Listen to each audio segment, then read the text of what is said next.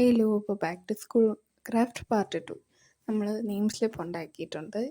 ഇപ്പോൾ കണ്ടതാണത്. അപ്പോൾ അതെങ്ങനെ ഉണ്ടാക്കുമെന്ന് നോക്കാം. നമുക്ക് ഫസ്റ്റ് ഒരു ചാർട്ടോ അല്ലെങ്കിൽ പഴയ ബുക്കിൻ്റെ പേപ്പറൊക്കെ ഇരിപ്പുണ്ടെങ്കിൽ അതങ്ങ് എടുക്കുക. പിന്നെ കുറച്ച് ബോർഡർ ഡിസൈനാണ് ആദ്യമേ ചെയ്യുന്നത്.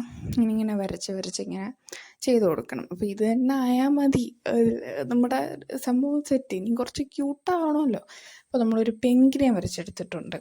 ഇപ്പോൾ പെങ്കിൻ തന്നെ വേണമെന്നില്ല, ഓലയോ മരമോ തെങ്ങോ അങ്ങനെ എന്ത് വേണമെങ്കിലും വരയ്ക്കാം.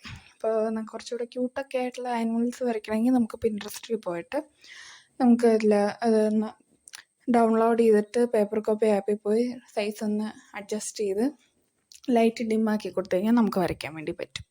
പിന്നെ അത് കഴിഞ്ഞ് പേരും നാളും ഒക്കെ എഴുതണ്ടേ, അതിന് വേണ്ടിയിട്ട് കുറച്ച് ലൈൻസ് ഇട്ട് കൊടുക്കുന്നുണ്ട്.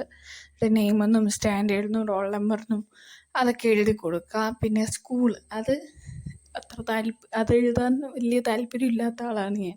പക്ഷേ അവിടെ ഒരു എന്താ പറയുക, സ്പേസ് ഇങ്ങനെ കിടക്കുന്നുണ്ട്, ജസ്റ്റ് ഫില്ല് ചെയ്ത് കൊടുക്കും, അത്രേ ഉള്ളൂ. അപ്പോൾ അതും നമ്മളിങ്ങനെ എഴുതി കൊടുക്കുന്നുണ്ട്. എന്നിട്ടിത് വാട്ടർ പ്രൂഫാണെന്ന് ചോദിച്ചാൽ അതുമാണ്.